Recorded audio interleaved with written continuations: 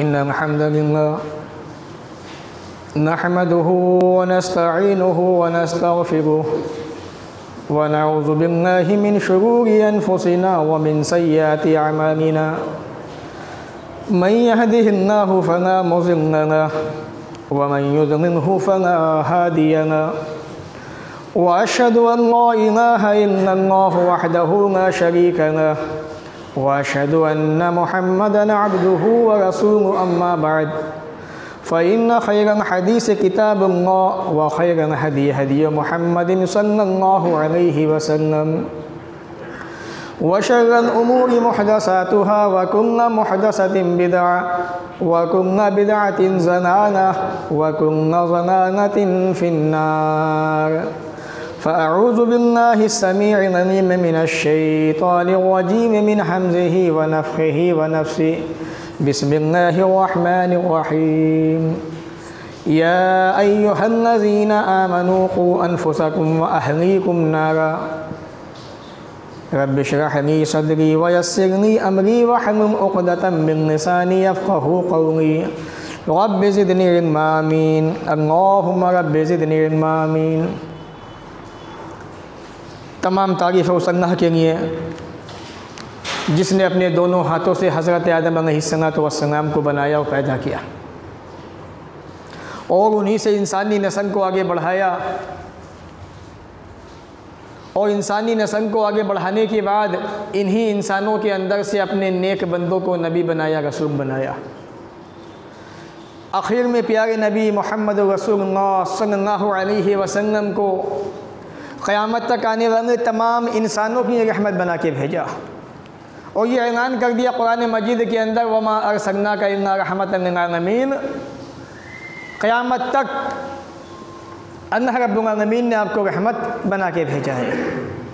दरूद व सलाम नाज़िम व तमाम नबियों पर ख़ास तौर से अल्लाह के आखिरी नबी मोहम्मद रसूलुल्लाह सल्लल्लाहु अलैहि वसल्लम पर अल्लाहुम्मा सल्लि व सल्लिम व बारिक अलैहि। सामीईन, आज के इस जुमा के खुतबे के अंदर औलाद के ताल्लुक़ से चंद बातें रखूँगा और इंशाअल्लाह इरादा ये है, कोशिश ये है कि स्टेप बाय स्टेप तकरीबन 4 या 5 जुमे इंशाअल्लाह इसी मौजू को बाकी रखा जाएगा क्योंकि मौजू बड़ा अहम है। औलाद की तरबियत की अहमियत क्या है शरीयत के अंदर और इनके अंदर बिगाड़ कैसे आता है, स्टार्टिंग कहाँ से होती है, किस किस तरीक़े से हम अपनी औलाद को कामयाब कर सकते हैं, वो सारी चीज़ें इंशाअल्लाह आहिस्ता आहिस्ता मैं आपके सामने रखूँगा। आज के जुमा के खुतबे के अंदर औलाद की तरबियत के ताल्लुक़ से चंद बातें और उसके बाद औलाद के अंदर पैदा होने वाली बाज़ बुरी आदतें सबसे पहले मैं उनका जिक्र करूँगा इंशाअल्लाह और फिर बात को ख़त्म करूँगा। अल्लाह ताला से दुआ है वो हमें इन बातों को सुनने के बाद अमल की तौफ़ीक़ अता फ़रमाए। अल्लाह रब्बुल आलमीन ने कुरान मजीद के अंदर सूरह तहरीम सूरह नंबर 66 आयत नंबर 6 में फ़रमाया या अय्युहल्लज़ीना आमनू क़ू अन्फ़ुसकुम व अहलीकुम नारा। ए ईमान वालों, अपने आप को अपने घर वालों को जहन्नम की आग से बचाओ। जहन्नम कोई मामूली चीज़ नहीं है कि आदमी ने सोच लिया ठीक है बचा लेंगे, बड़ी खौफनाक चीज़ है ये। अल्लाह रब्बुल आलमीन ने खुसूसी तौर पर इससे बचाने का हुक्म दिया और आदमी बचेगा कैसे, उसका सिर्फ़ एक ही इलाज है, वो है किताब व सुन्नत, कुरान और हदीस। यही 2 ऐसी चीज़ें हैं जिसके ज़रिए से आदमी ख़ुद भी बच सकता है, घर वालों को भी जहन्नम की आग से बचा सकता है। हज़रत अली इब्न अबी तालिब रज़ियल्लाहु तआला अन्हु वो इस आयत के बारे में कहते हैं कि इस आयत का जो मतलब है वो ये है अन्निमू अनफुसकुम व अहलीकुम बिल खैर। इस हदीस को इमाम हाकिम ने अपनी किताब के अंदर हदीस नंबर 3826 पर रिवायत किया है कि अपने घर वालों को, अपने बीवी बच्चों को अच्छी बातें सिखाओ, भलाई की बातें सिखाओ, खैर की बातें सिखाओ। और आज समाज में इसका उल्टा होता है। माँ बाप जो है बच्चे को ऐसी ऐसी बुरी आदतें सिखा देते हैं मोबाइल के ज़रिए, फ़ोन के ज़रिए से, जो उससे आसानी से छूट नहीं पाती हैं। तो जहाँ अल्लाह ने अपने आप को, बच्चों को जहन्नम की आग से बचाने का हुक्म दिया, वहाँ ये बता दिया कि अपनी औलाद को, अपने घर वालों को अच्छी अच्छी बातों का हुक्म देते रहो, समझाते रहो। औलाद की तरबियत की पहले अहमियत को समझें आप। किताब व सुन्नत में इसकी अहमियत क्या है। जब तक किसी चीज़ की अहमियत आपको मालूम नहीं होगी, कोई काम आप करते हैं, उस काम के बारे में आपको जानकारी नहीं होगी, उसका मकाम क्या है, मर्तबा क्या है, रुतबा क्या है, फ़ायदा क्या है, तो आपको कैसे मालूम होगा, उसमें मज़ा कैसे आएगा आपको। सही बुखारी किताबुल जनाइज़ हदीस नंबर 1359, रसूल मुहतरम ने फरमाया, मा मिन मौलूदिन इन्ना यूलद अलल फितरा, हर बच्चा इस्लामी फितरत पर मुसलमान पैदा होता है। आज भी दुनिया के अंदर जो भी बच्चा पैदा होता है वो इस्लाम की हालत में पैदा होता है। अब होता क्या है, देखिए वालिदैन की जो तरबियत होती है उसका औलाद पे कितना बड़ा असर पड़ता है। वालिदैन की तरबियत का असर बड़ा ज़बरदस्त पड़ता है औलाद के ऊपर। क्यों? क्योंकि वो उन्हीं के साथ में रहता है, खाता पीता है, उठता बैठता है। तो बच्चा पैदा तो होगा इस्लामी फितरत पर, इस्लामी फितरत पर, दीन पर। फ़अबवाहु, उसके वालिदैन, उसके माँ बाप युहव्विदाने ही वक्त और हालात के एतबार से उसको यहूदी बना देते हैं, व युनस्सिराने ही, कभी उसको ईसाई बना देते हैं, और युमज्जिसाने ही, कभी उसको आग की पूजा करने वाला मजूसी बना देते हैं। माँ बाप पे जो रंग चढ़ा होता है, जिस रंग में माँ बाप की ज़िंदगी गुजरती है, बच्चा भी उसी रंग को अपनाता है। बच्चा पैदा तो हुआ मासूम इस्लामी फितरत पर, लेकिन जैसे जैसे बड़ा होता गया वो उसके वालिदैन का असर उस पर चढ़ता गया, तो वालिदैन के दीन का बड़ा असर होता है बच्चे के ऊपर। इसलिए वालिदैन की जिम्मेदारी बनती है बच्चे की तरबियत अच्छे अंदाज में करें। दूसरी चीज़, दूसरी अहमियत, क़यामत के दिन वालिदैन के बच्चों के बारे में सवाल होगा। हदीस देखे रसूल अकरम की बड़ी प्यारी हदीस है। क़ाल नबी सल्लल्लाहु अलैहि वसल्लम, हदीस कुदसी है, इन्नल्लाह ताला साइल, अल्लाह रब्बुल आलमीन सवाल करने वाला है, पूछने वाला है हर उस आदमी से, हर उस इंसान से जिसके मातहत, जिसके पास बच्चे मौजूद थे, उसने बच्चों की तरबियत कैसे की, बच्चों को किस तरीक़े से अदब सिखाया। अहफ़िज़ा ज़ालिक अम ज़य्यअहू, अल्लाह पूछेगा, बंदे मैंने तुझे औलाद दी थी, क्या तूने उनको महफूज रखा, उनकी हिफाजत की या नहीं की, या तूने उनको ज़ाय कर दिया, बर्बाद कर दिया, उनकी तरबियत ना करके। सवाल होगा क़यामत के दिन आपसे भी, हमसे भी, सबसे पूछा जाएगा, जवाब देना है।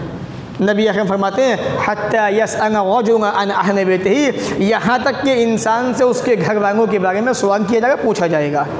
सही अंजाम हदीस नंबर 1774। तो क़यामत के दिन हर शादीशुदा आदमी से, हर उस इंसान से जिसके पास बच्चे मौजूद हैं, औलाद मौजूद है, उनसे सवाल होने वाला है कि आपने अपने बच्चों की तरबियत कैसी की थी, उनकी हिफाजत की थी या नहीं की थी। ये औलाद की तरबियत की अहमियत है जिसकी हमें और आपको समझने की ज़रूरत है। नंबर 3, औलाद की तरबियत के अंदर जहाँ बाप का बड़ा गहरा ताल्लुक़ होता है, वहाँ माँ का बड़ा अहम किरदार होता है। ख़ास तौर से औरत का बड़ा ज़बरदस्त किरदार होता है बच्चों की तरबियत के अंदर। आदमी सुबह होने के बाद कमाने निकल गया, शाम को वापस आ रहा है, लेकिन इस बीच में बच्चे माँ के आगोश में, माँ की गोद में, माँ के माहौल में रहते हैं, माँ के पास में ज़िंदगी गुजारते हैं। तो सबसे बड़ा किरदार माँ का होता है बच्चों की तरबियत के अंदर। और आज जो दुनिया के अंदर, समाज के अंदर ये मसले मसाइल सुनने में आते हैं, इसके अंदर माँ का बहुत बड़ा हाथ होता है। माँ जानती है बच्ची किस रास्ते पे जा रही है, बच्ची का अंदाज़ क्या है चलने का, बच्ची किस रास्ते पे चली जा रही है, सब पता होता है माँ को। इसीलिए माँ का बड़ा अहम किरदार होता है बच्चों की तरबियत के अंदर। हदीस देखे रसूल अकरम की, आपने फरमाया, अर्रजुलु राइन अला अहले बैतिही, हर आदमी ज़िम्मेदार है अपने अपने घर का। अगर आप अपनी ज़िम्मेदारी समझ लें, मैं अपनी ज़िम्मेदारी समझ लूँ बच्चों की, आप अपनी समझ लें, तो क्यों समाज के अंदर मुसीबतें परेशानी आए। आपने बच्चों को समझाया, बच्चे सीधे रास्ते पे आ गए। आपने समझाया, बच्चे नमाजी बन गए। मैंने समझाया, बच्चे बातें मान गए। हर घर के अंदर सुकून शांति पैदा हो गई, बच्चे नमाजी हो गए। तो जब नमाजी बनेंगे इंशाअल्लाह गुनाह तो अपने आप ख़त्म हो जाएंगे। तो माँ का बड़ा खुसूसी किरदार होता है बच्चों की तरबियत के अंदर। आगे आप फरमाते हैं, रसूल अकरम ने फरमाया वल्मरअतु राइयतुन अला बैत ज़ौजिहा व वलदिही, औरत ख़ास तौर से अपने शोहर के घर की, अपने बच्चे की तरबियत की ज़िम्मेदार है। उससे पूछा जाएगा ज़िम्मेदारी के बारे में, तूने अपने बच्चों की तरबियत कैसी की थी, बच्चों को कितना दीनदार बनाया था, कितना दीन सिखाया था। आज माएँ बच्चों को दुनिया ज़्यादा सिखाती है, दीन कम सिखाती है। मना नहीं है, दुनिया सिखाइए, खूब सिखाइए, जम के सिखाइए, ताकि आपके बच्चे का कारोबार बिजनेस आगे बढ़े। जब वो कारोबार करेगा तभी तो दीन की खिदमत करेगा पैसे के ज़रिए से, लेकिन साथ में दीन भी सिखाइए, ताकि पैसा आने के बाद उसकी नाक पे नाक न चढ़ जाए उसके ऊपर को। कहीं ऐसा ना हो कि वो अपने आप को बहुत कुछ समझने लगे कि मैं ही मैं हूँ, बस मेरे आगे कोई नहीं, मेरे सिवा कोई नहीं। तो दीन भी सिखाएं उसको, ताकि पैसा आने के बाद वो दीन की खिदमत भी करे, दीन का साथ भी दे, मुसलमानों की खैर ख्वाही भी करे। हर आदमी ज़िम्मेदार है, हर ज़िम्मेदार से उसकी ज़िम्मेदारी के बारे में पूछा जाएगा। सही बुखारी किताबुन निकाह हदीस नंबर 5200। ये 3 हदीसें वो थी जो मैंने औलाद की तरबियत के ताल्लुक़ से बयान की, बड़ी अहम हदीसें थी। अब आइए चलते हैं असल मौजू की तरफ। बच्चों में पैदा होने वाली बाज़ बुरी आदतें, ये बुरी आदतें वो आदतें हैं जिनकी वजह से बच्चे बर्बाद हो जाते हैं, जहन्नम के किनारे पहुंच जाते हैं और माँ बाप की दुनिया जहन्नम बन जाती है। और इंशाअल्लाह कोशिश ये है कि 10 बुरी आदतें आपके सामने रखूँगा। अल्लाह से फिर दुआ है वो हमें इन बातों को सुनने के बाद अमल की तौफीक अता फरमाए। पहली चीज़ है नापाकी से परहेज़ ना करना। आमतौर पर जब एक बच्चा आहिस्ता आहिस्ता हमारा तरबियत पाता है, बड़ा होता है और वो छोटे की तरफ से बड़ाई की तरफ जाता है, उसकी उम्र बढ़ती रहती है, बच्चा जैसे चंगने लगता है। सबसे पहले मसला आता है बच्चे के पेशाब करने का। बच्चा क्या करता है, जहाँ चाहा पेशाब कर दिया, माँ बाप ने उसको साफ़ नहीं किया। जब बच्चा थोड़ा थोड़ा बड़ा होने लगा और माँ बाप के साथ में बाहर जाने लगा, उसका पेशाब आया, माँ ने क्या किया, सुसु आ रहा है बेटा, तो वहीं पे उसकी पैंट उतारी और वहीं पे उसको पेशाब करवाया और वहीं उसको पैंट पहना दी। उसको कोई पाकी का सफाई का एहतमाम नहीं। जब बच्चा उस माहौल को देखता है, आहिस्ता आहिस्ता बढ़ता रहता है, तो वो उसका आदी बन जाता है, शौकीन बन जाता है। और बड़ा होने के बाद जहाँ उसको इस्तिंजा महसूस हुआ, वहीं उसने अपनी हाजत बग़ैर मिट्टी के, बग़ैर पानी के पेशाब किया, इस्तिंजा किया, चल पड़ा। नबी मोहतरम ने फरमाया तनज़्ज़हू मिनल बौल, पेशाब से पाकी हासिल क्या करो। वजह क्या है, नबी अकरम ने ऐसा क्यों कहा? फ़इन्ना आम्मत अज़ाबन क़ब्र मिन, क्योंकि कब्र के अंदर जो इंसानों को अज़ाब होने वाला है उसकी एक वजह पेशाब की छींटों से ना बचना है। तो बच्चे की तरबियत के अंदर सबसे पहली जो चीज़ आती है वो ये कि बच्चे को पेशाब करने के बाद सफाई की आदत डलवाए उसको, कि बेटा अभी छोटा है आप धोएं। जब वो धीरे धीरे बड़ा होने लगे तो उसको धुलवाने की आदत डालें। सही अंजाम है हदीस नंबर 3002। तो पहली बुरी आदत क्या है? पेशाब से परहेज़ ना करना, पेशाब से ना बचना।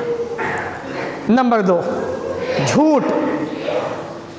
हमारे बच्चे छोटे छोटे झूठ के आदी बन जाते हैं। वो कैसे बनते हैं? हमारे अपने करतूतों की बुनियाद पर। बड़ी मशहूर बातें हैं। अब्बू जान घर में बैठे हुए हैं, अचानक कोई आता है दरवाजे पे, वालिद साहब को मिलने का मन नहीं है, अभी तबीयत नहीं चाह रही, या हो सकता है कि कर्जदार हो भाई साहब, सामने वाला तकाजे को आ गया हो। अब होता क्या है, बेटा जाओ जाके कह दो कि अब्बू घर में नहीं है। अब बेटा जाता है वही बात कह देता। कभी कभी ऐसा भी होता है कि अब्बू कह रहे हैं, कह दो कि बेटा वो अब्बू नहीं है, जाओ। बच्चा ये भी कह देता है, आपने सुना भी होगा, बड़ी मशहूर बातें हैं। तो बच्चे ने झूठ बोला यहाँ पर, अब वो धीरे धीरे इन बातों का आदी बनता जाता है। झूठ इतना ख़तरनाक गुनाह है इस्लाम के अंदर। रसूल अकरम सल्लल्लाहु अलैहि वसल्लम ने मेराज के मौके पे कैसे कैसे खौफनाक मंजर देखे थे। उनके अंदर एक मंजर वो भी था जो आपने देखा, झूठ बोलने वाले का। आपने फरमाया इन्नल कज़िब यहदी इलल फ़ुजूर, झूठ आदमी को बदी की तरफ, बुराई की तरफ लेके जाता है। व इन्नल फ़ुजूर यहदी इलन नार, और बदकारी जो है, बुराई जो है, बदी जो है, इंसान को जहन्नम में ले जाती है। सही बुखारी किताबुल अदब हदीस नंबर 6094। तो दूसरी बुरी आदत झूठ बोलना। अपने बच्चों को सच बोलने की आदत डलवाइए। ये आप सबकी जिम्मेदारी बनती है, ताकि बच्चा आने वाले वक्त में नेक बने, अच्छा बने और आपके हक़ में दुआए खैर फरमाता रहे।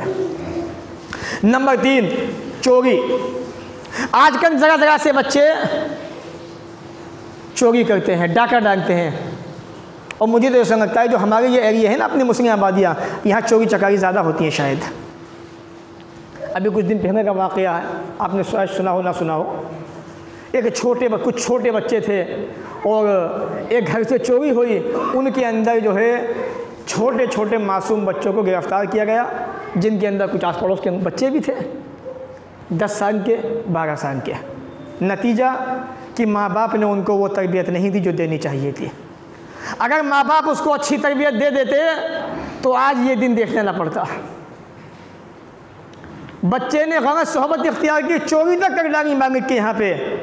मालिक जो उसको अपने यहाँ पे नौकरी देता है, खाने पीने के सामान दे रहा है, उसी को यहाँ पे डाका डाल दिया, चोरी कर दी। नबी अकरम ने फरमाया लानल्लाहु सारिका, अल्लाह की लानत है चोर के ऊपर, चोरी करने वाले के ऊपर। और आज हमारे समाज में चोरियाँ ज़्यादा होती हैं। उसकी वजह क्या है? उसकी वजह जो मैंने महसूस की है वो ये है, हमारा जो सिस्टम है, सरकार सबसे ज़्यादा सपोर्ट करती है चोरों को। अगर आप जो है समाज का मुआयना करें, क्योंकि हर चोर की सेटिंग होती है एक न एक थाने वाले से, और इसी पे उनकी ज़िंदगी गुजर रही है। इस्लाम के अंदर कानून इतना सख्त है, किसी ने चोरी की हाथ काट दो उसका, क्या मजाक में दूसरा आदमी चोरी कर सके?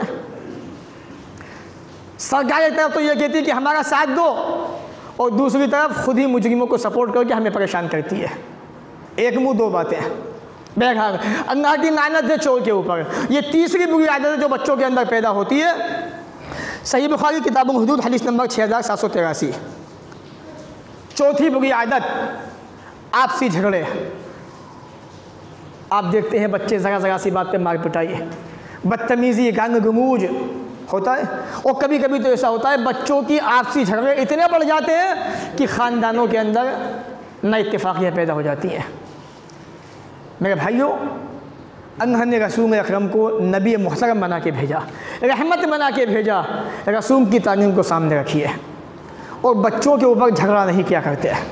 बच्चों की बातों को नज़रअंदाज करके बात को बनाने की कोशिश करते हैं। रसूल अकरम ने फरमाया ला तबागज़ू, आपस में बुग़्ज़ मत रखो, आपस में दुश्मनियाँ पैदा मत करो, नफ़रतें ना बांटो, नफ़रतें ना फैलाओ। वला तहासदू, आपस में हसद ना करो। वला तदाबरू, बच्चों में झगड़ा हो गया, बच्चे थे, बच्चा कौन कहेगा इनको, तो इन बच्चों की बुनियाद पर एक दूसरे को पीठे दिखा के ना जाओ। वकूनु इबादल्लाह इख्वाना, अल्लाह के बंदो भाई भाई बनते रहो। ये रसूल अकरम का पैगाम है अल्लाह के बंदों को, अपने उम्मतियों को। सही बुखारी किताब अदब हदीस नंबर 6065। तो बच्चों में आपसी झगड़े होते हैं, उसकी वजह क्या होती है? हमारी तरबियत में कमी का होना। आप बच्चे को शुरू से दुआएं सिखाएं, दीन सिखाएं, नबियों के बारे में बताएं, सहाबा की ज़िंदगी बताएं, तो आपके बच्चे सरापा नेक सीरत बनेंगे इंशाअल्लाह, और जहाँ जाएंगे आपकी तारीफ़ होगी। नंबर 5, गाली गलौज का आम होना। आज हमारे मुस्लिम समाज की मैं आपको बात बताऊं, अल्लाह की कसम अफसोस भी होता है, रोना भी आता है सोच सोच के। ज़रा ज़रा से बच्चे ज़रा सी बात पर माँ की गालियाँ बक रहे हैं, बहन की बक रहे हैं, ऐसी ऐसी गाली कि आप सोच नहीं सकते। 8-8 साल के बच्चे, 6 साल के बच्चे, 10 साल के बच्चों के मुंह से ये गालियाँ निकल रही हैं। नबी अकरम ने फरमाया सिबाब मुस्लिम फसूक, मुसलमान को गाली देना बड़ा गुनाह है। आज हमने इन चीज़ों को बड़ा मामूली समझ लिया। और कभी कभी तो ऐसा भी होता है, जब बच्चा पाँव पे खड़ा होता है ना, और खड़ा होते होते माँ बाप उसको सिखाते हैं, तो बहुत से गाली भी सिखाते हैं उसको कि ये अब्बू को ऐसा कह दे। बच्चा कहता है तो बड़ा खुशी होती है उनको, बोलना सीख रहा है। अल्लाह के बंदो, कलमा सिखाते हैं, रब का नाम सिखाते, बेटा अल्लाह निकाल मुँह से, अल्लाह का नाम ले, खुश होना चाहिए। हालात बड़े बदलते जा रहे हैं, लोग जो है बुराइयों को फैशन समझने लगे हैं और अच्छी बात पे अमल करने को बुरा महसूस करते हैं। तो 5वीं बुरी चीज़ क्या है? बच्चों के अंदर गाली गलौज का आ जाना। अपने बच्चों को महफूज कीजिए, बचाइए इन बुरी आदतों से।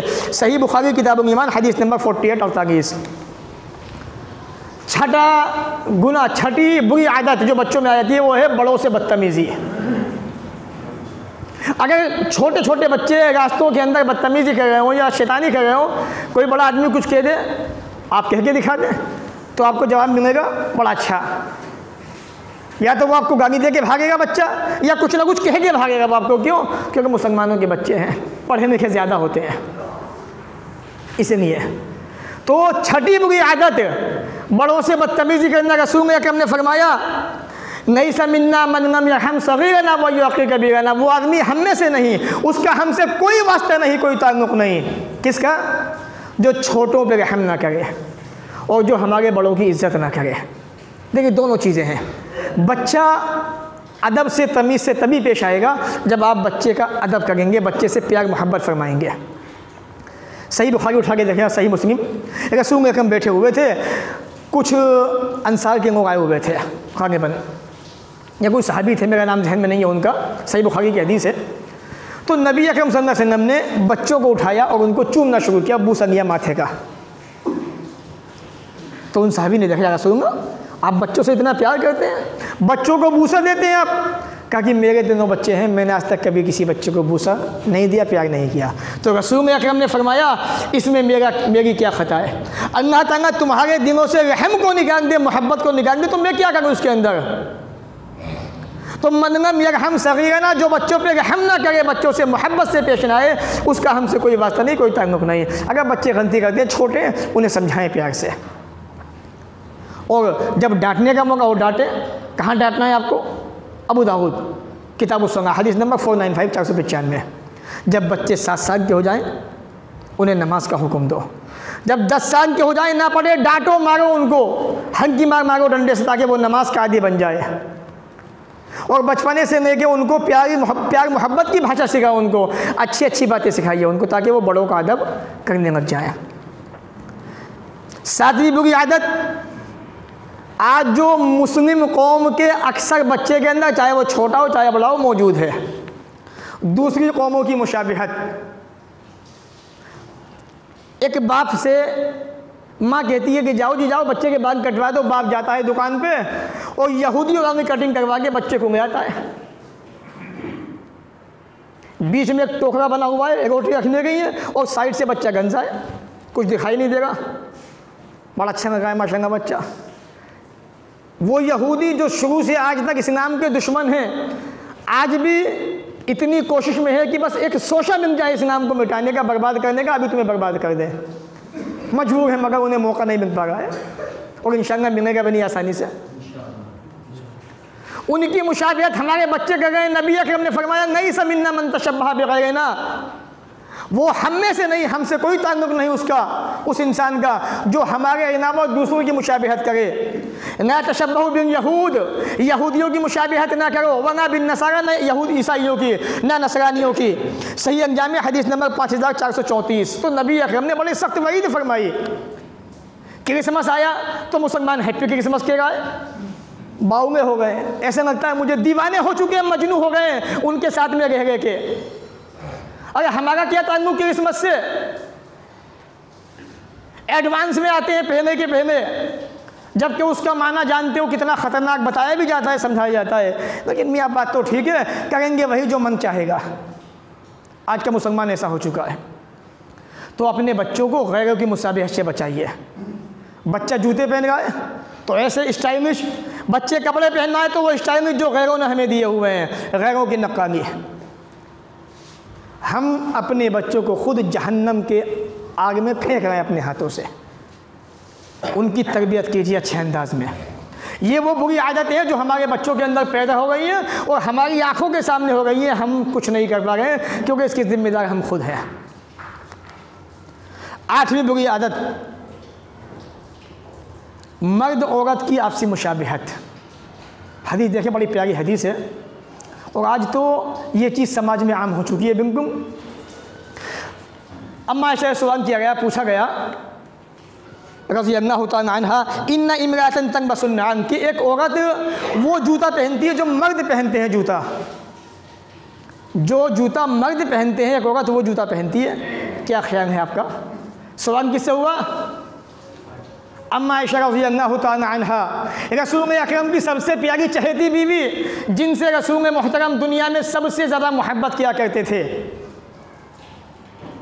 जब आखिरी अय्याम थे, तमाम बीवी आपके पास में थी, सबको अपनी निगाहों से देख रहे थे, ये कहना चाह रहे थे कि मैं अपने आखिरी हफ्ता जो है अपनी चहेती बीवी आयशा के पास बिताना चाहता हूँ। तमाम बीवियाँ समझ गई और अम्मा आयशा के पास जाने की परमिशन दे दी। आखिरी अय्याम वही गुजारे आपने, इतनी मोहब्बत करते थे अम्मा आयशा से। वही अम्मा आयशा हैं, उनसे पूछा गया कि औरत जो है मर्दों की तरह जूता पहनती है, क्या ख्याल है, क्या हुक्म है? आपने फरमाया फ़क़ानत नायना रसूलुल्लाह सल्लल्लाहु अलैहि वसल्लम अवाजिनत मिनन निसा, उन औरतों पे अल्लाह की लानत है, उन बच्चों पे अल्लाह की लानत है, उन मर्दों पे अल्लाह की लानत है जो औरतों जैसा बनना चाहते हैं, या उन औरतों पर जो मर्दों जैसा बनना चाहती हैं। आज हमारी बच्चियों का यही हाल है, जीन्स की पैंट चाहिए, टी शर्ट चाहिए या शर्ट चाहिए। जॉब पे जाएंगे तो ऐसे ही जाएंगे, वहाँ की भी शर्त है। किसने कहा आपसे जॉब करने की है? कोई अच्छी जॉब ढूंढे आप, जहाँ पे आपकी इज्जत महफूज रहे और आप नबी की लानत से बच जाएं। याद रखिए, आप कितने भी अच्छे बन जाएं, कितने भी खूबसूरत बन जाएं, कितने नेक बन जाएं, अगर नबी की लानत आप पे पड़ गई तो आपकी सारी नेकियां बर्बाद हैं। और अल्लाह के रसूल की लानत है ऐसी औरतों के ऊपर जो मर्दों की तरह से लिबास पहनती हैं। और आज ये चीज़ें हम बच्चों को शुरू से पहनाते जाते हैं, बड़ा होकर बच्चा इन चीज़ों का आदी बन जाता है, ज़िद करता है माँ बाप से, यहाँ तक कि माँ बाप को बुरा भला करके निकल भी जाता है घर से कि मुझे नहीं माननी आपकी बात। तो अपने बच्चों को तरबियत अच्छी तरह से कीजिए। नवी चीज़ नाच गाना, पूछिए मत साहब, बग़ैर नाच गाने के तो दिन कैसे लग सकता है? आज तो मन भी वहीं लगता है जहाँ जब तक कि झनकार की आवाज़ ना जाए। शादियाँ भी वो कैसी शादियाँ जहाँ धूम धड़ाका ना हो और नाचने वालियाँ ना हो और डीजे की आवाज़ जो है फुल स्पीड पे ना हो और जो है 2 किलोमीटर से मस्जिद तक आवाज़ ना आए, तब तक क्या मज़ा। अब तो हालात ये हैं कि इलेक्शन भी सर पे खड़े हुए हैं, तो उनके अंदर भी अब तो गानों के ज़रिए से वोटें मांगी जा रही हैं। क्या नए नए फैशन चले आ रहे हैं मुसलमानों के पास। अल्लाह रहम फरमाए इनके हाल पर। तो बच्चों को शौकीन नाच गानों का बचाइए इनसे। हदीस देखिए, रसूल अकरम फरमाते हैं मगऊनान फिद दुनिया व आखिरा सौतान मगूनान। 2 आवाज़ें ऐसी हैं जिन पे अल्लाह की लानत है, दुनिया के अंदर भी आखिरत के अंदर भी। किसकी लानत? अल्लाह की लानत। और जिस पे रब की लानत हो वो इंसान तो गया, बर्बाद हो गया। जब अल्लाह की रहमत ही उसके पास नहीं तो कामयाबी कैसे मिलेगी उसको? ये 2 आवाज़ें ऐसी हैं जो जिन पे अल्लाह की लानत है, दुनिया के अंदर भी आखिरत के अंदर भी। आज हमारे छोटे छोटे बच्चे, मासूम बच्चे मोबाइल फ़ोन हाथ में और गानों के शौकीन हैं। जॉब पे जा रहे हैं, एयरफोन जो है कान में लगा हुआ है, मोबाइल फ़ोन जेब में लगा हुआ है और सॉन्ग सुनते हुए जा रहे हैं। खुदा ना खास्ता इस बीच में हादसा हो जाए, एक्सीडेंट हो जाए, मौत वाक़ हो जाए, कैसी मौत होगी? अल्लाह की पनाह। नबी अकरम ने फरमाया मिज़मारुन इंदा नेमतिन, खुशी के वक्त नाच गाना करना। शादी ब्याह हो रहा है, खुशी का मौका है, डीजे ख़रीदे जा रहे हैं पैसे देके, ने बुराइयों को ख़रीदा जा रहा है पैसे देके, और इतनी तेज़ आवाज़ से गाने बजाए जा रहे हैं, सारी सारी रात जागते हैं। ये वो होते हैं जिन्हें एक मरतबा हफ्ते में नमाज़ पढ़ने की तौफीक नहीं होती है। मिज़मारुन इंदा नेमा, खुशी के वक्त गाना बजाना ये एक ऐसा अमल है जिस पे अल्लाह की लानत। और दूसरा क्या फरमाते हैं वरन्नदुन इंदा मुसीबतिन, मुसीबत के वक्त रोना धोना। हादसे इंसानी ज़िंदगी में लिखे हुए हैं। अचानक हादसा हो गया, सब्र से काम लीजिए अगर जन्नत को पाना चाहते हैं। तो ये 2 ऐसी आवाज़ें हैं जिन पे अल्लाह की लानत, दुनिया के अंदर भी आखिरत के अंदर भी। खुशी के वक्त गाना बजाना, इसलिए शादी के मौके पर तौबा कर लीजिए, अल्लाह ताला से माफ़िया मांग लीजिए, कहीं ऐसा ना हो कि आने वाले वक्त में तौबा का मौका भी नहीं मिले। सही अंजाम में हदीस नंबर 3801। और मुसीबत आ जाए तो मुसीबत पे हमेशा सब्र कीजिए। आखिरी बात, 10वीं बुरी आदत जो बच्चों के अंदर मोबाइल फ़ोन के ज़रिए से आती है, टीवी के ज़रिए से आती है। बंदो अब तो टीवी तो नाम क्यों कह गए, स्मार्टफोन इतने ख़तरनाक हो चुके हैं कि अल्लाह की पनाह बस। और मुसलमानों का बच्चा जब से लॉकडाउन हुआ है ना, अब तक सबसे टॉप पे है। हरामखोरी के अंदर, ज़िनाकारी के अंदर, चोरी डकैती के अंदर, नाफरमानी के अंदर, नमाज ना पढ़ने के अंदर, कोई से भी गुनाह नहीं लीजिए आप। जब से लॉकडाउन हुआ है तब से हर बच्चे के हाथ में स्मार्टफोन है। मैं तालीम ऑनलाइन हो गई है ना, बच्चे को फ़ोन दिलाना कंपलसरी हो गया है। अरे अल्लाह के बंदो, आपके हाथ में फ़ोन था, अपने फ़ोन से तालीम करवाते उसकी अपने सामने बिठा के। इतना वक्त नहीं है आपके पास। उसी वक्त ना देने ने आपके बच्चों की ज़िंदगी तबाह कर दी, बर्बाद कर दी। रसूल अकरम ने फरमाया अन ऐन तज़नी वन क़ल्ब यज़नी, आँख भी ज़िना करती है और इंसान का दिल भी ज़िना करता है। जब रात में तन्हाई में बच्चा स्मार्टफोन देखता है, कैसी कैसी तस्वीरें उसके सामने आती हैं, उसके ख्याल में वो चीज़ें आती हैं, शैतान आके उसको भड़काता है, उसको उभारता है गलत कामों के ऊपर। और जब उसके दिल में ये ख्वाहिशें जागती हैं तो कहीं ना कहीं वो ज़िनाकारी पे आमादा हो ही जाता है। आगे आप फरमाते हैं फ़ज़लन ऐन अन नज़र, आँखों का ज़िना उस तस्वीर को देखना है जो मोबाइल फ़ोन में देख रहा है। बच्चे ने ज़िना कर लिया आपकी आँखों से और उसके ज़िम्मेदार आप खुद हैं। स्मार्टफोन आपने अपने हाथों से दिलाया उसको ख़रीद के, उसके बाद कोई सवाल नहीं, आपने उससे पूछा नहीं बेटे क्या करते हो फ़ोन से, या तो रात में फ़ोन जमा कीजिए आप अपने पास। लेकिन बच्चे इतने शैतान हो चुके हैं कि आपको फ़ोन नहीं देंगे, इतने ज़िद्दी भी हो चुके हैं, आप हार जाते हैं उनके आगे। वजह क्या है? आपकी तरबियत में कमी का होना और आपकी तरबियत के अंदर कमियों का होना, यह कि आपने बच्चे की तरबियत अच्छे अंदाज में नहीं की।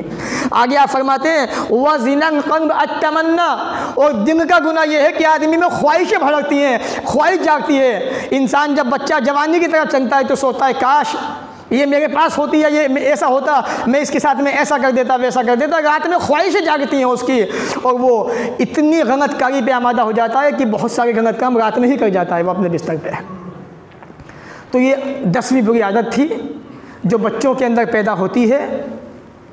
इसलिए अपने बच्चों को अच्छी तरबियत दीजिए, अच्छी तालीम दीजिए। स्कूल से आने के बाद अपने पास बिठाएं, प्यार से, मोहब्बत से, शफ़क़त से उनको समझाएं और उनका वक्त बांधे पढ़ने पढ़ाने का। दीनी तालीम का भी उनको इंतज़ाम करवाइए और दुनियावी तालीम का इंतज़ाम तो आपके पास है ही, ताकि आपके बच्चे दुनिया के साथ साथ में दीनदार बन जाएं और आने वाले वक्त में आपके हक़ में दुआ करें। वो हदीस मिशकात की जिसको रसूल अकरम ने फरमाया कि रब्बुल आलमीन जन्नत के अंदर मरने वाले के बाप के मकाम को, दर्जे को ऊंचा कर देता है जन्नत में। अब वो बाप कहता है परवरदिगार मेरी दुनिया की ज़िंदगी ख़त्म हो चुकी, मैं तो इस मंजिल पे था, अचानक मेरी मंजिल ऊंची कैसे हो गई, मेरा दर्जा ऊपर कैसे हो गया, मेरे अमाल तो सारे ख़त्म हो चुके। कहा कि मेरे बंदे, दुनिया के अंदर तेरे बच्चों के दुआ करने की वजह से हमने ये दर्जा तुम्हें दिया है। तुम्हारे बच्चे नेक हैं, उन्होंने दुआ की हमसे, हमने तुम्हें ये ऊंचा मकाम दे दिया। अगर बच्चों को अच्छा बना के जाओगे, या बच्चे जितना दुआ करेंगे तुम्हारे हक़ में, उतने तुम्हारे दर्जे ऊपर होते रहेंगे। अल्लाह ताला हमें भी आपको भी इन बातों को सुनने के बाद कोशिश अमल की ज़्यादा ज़्यादा तौफ़ीक़ अता फ़रमाए और अल्लाह तो हमें भी इतनी तौफ़ीक़ दे दे कि हम भी अपने बच्चों की तरबियत अच्छे अंदाज़ में करने वाले बन जाएँ। परवरदिगार बच्चे हमारी वजह से ही बिगड़ चुके हैं, अल्लाह ऐसे रास्ते हमें बता दे, ऐसे रास्ते हमारे जहनों में डाल दे बच्चों के अंदर भी, कि बच्चे हमारे फरमाबरदार बन जाएं और हम बच्चों को अच्छी तरबियत देने वाले बन जाएं। ए अल्लाह जब तक दुनिया में रख, इज़्ज़त से रख, और जब ख़ात्मा हो हमारा दुनिया के अंदर तो ईमान की हालत में, इस्लाम की हालत में हो। व आखिर दावाना अनिल हम्दुलिल्लाहि रब्बिल आलमीन।